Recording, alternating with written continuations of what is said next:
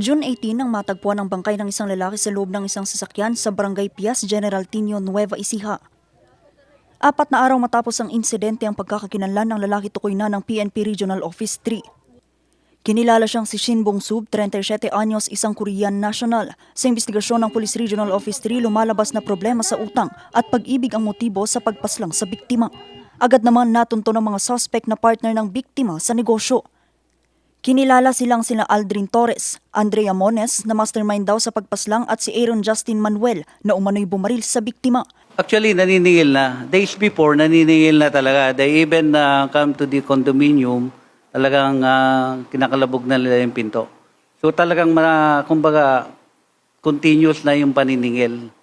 Kaya ayaw nang lumabas nitong isang suspect kasi walang pambayad. Bukod sa utang at pag-ibig, tinitignan din ang posibleng koneksyon ni Shin Bong-sub sa umano'y distribusyon ng iligal na droga. Specifically, party drugs. Shabu, ketamine, ecstasy. Sa ngayon, inihahanda na ang pagsampa ng kaukulang kaso laban sa 3 suspect. Vanessa Bugtong para sa Nation on the Move.